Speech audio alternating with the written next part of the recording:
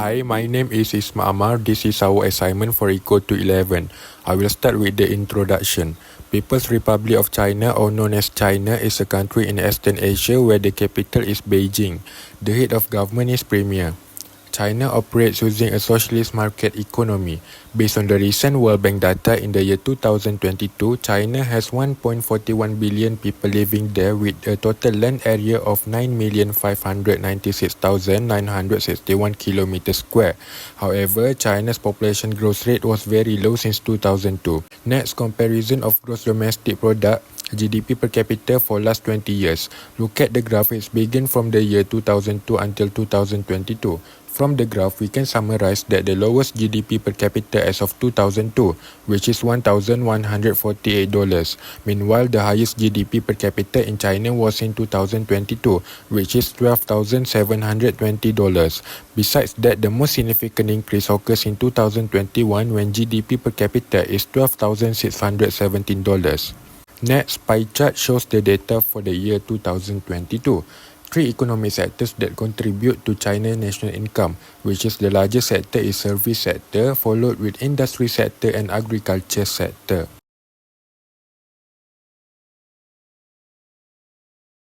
Next, I will talk about the unemployment rate in China and the factor inflation. As you can see, during 2008 to 2009, there's an increment of the employment rate in China. As you can see, in 2008, it's 4.59% and it's increased to 4.72% in 2009 because of China had to face global financial crisis impact. The global financial crisis of 2008 had a significant impact on China's export-driven economy and resulted in a poor job opportunity for college graduates. Then, unemployment rate in China started to decrease a lot to 4.31% during the year 2018 because China had a trade war with the United States, where President Trump broke from the administration's aggressive stance on China by lifting sanctions on Chinese telecommunications from ZTE. China's economy is primarily export-driven, and in 2018, a trade war with the United States would result in millions of job loss and factory closure wreaking havoc on China's economy.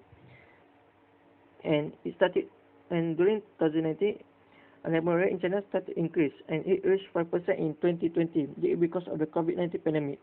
The emergence of COVID-19 in early 2020 resulted in widespread lockdowns and economic upheaval. The urban survived. Unemployment rate peaked at roughly 6.2% in February 2020, as enterprises, particularly in the service and retail sectors, experienced temporary closure. And the effect of this pandemic is that unemployment age 16 to 24 become a major problem, with the high rate attributed to the competitive job market and economic disruption caused by the pandemic during 2022. My name is Shafi. I will explain about inflation rate in China. In relation of inflation in country of China, there are ups and downs in inflation by influencing many reasons for a particular reason. For example, the obvious one that inflation occur in China is 2008. The inflation is at the highest phase in the last 16 years. However, in 2009 is the lowest one. There are several major factors that influence these two phases of inflation. In 2008, which is the highest inflation in past 16 years, the snowstorms in China damaged harvests and interfered with food deliveries to cities, while rising global commodity prices made imports more expensive.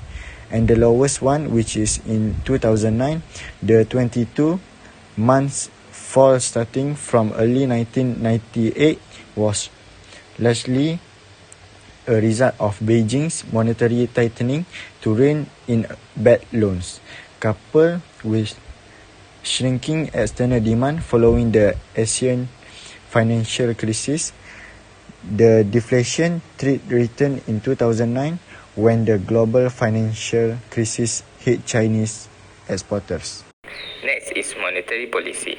China is managed by the People's Bank of China, PBOC. The PBOC uses a range of tools to regulate money supply, credit availability, and interest rate in order to achieve macroeconomic objectives such as price stability, economic growth, and financial stability. First is monetary policy framework. China's monetary policy has evolved from credit control to a comprehensive approach aimed at economic stability and growth. For evolution, initially it focused on credit management, now used to like interest rate, open market operation, and reserve requirement. Second is financial market transmission. China's policy decision directly influence financial market, impacting interest rate and credit ability. For impact, change in policy rates and open market operation activity affect market rates and credit condition for business and consumer. Lastly is challenges and consideration. Implementing effective monetary policy in China faces challenges such as balancing growth with stability and managing external economic factors. In summary, China's monetary policy supports economic stability and growth through strategic adjustment in interest rate and liquidity management. Assalamualaikum, my name is Muhammad Zahiruddin. I will explain about solution unemployment by Chinese government. First, lowering interest rate. The People's Bank of China (PBOC) can reduce benchmark interest rate to decrease borrowing costs. This encourages businesses to take loans for expansion and investment, leading to job creation. Next, reducing reserve requirement ratio, we call it RRR. By lowering the reserve requirement ratio, PBOC allows the commercial bank to hold less capital in reserve, thereby increasing the amount of money available for lending. This can boost lending to businesses and consumers, promoting economic activity and employment. Next, target lending program. PBOC can initiate special lending programs aimed at sectors that are crucial for employment, such as small and medium-sized enterprise (SMEs). SMEs are significant employers, and supporting their growth can help reduce unemployment. Lastly, support for infrastructure project.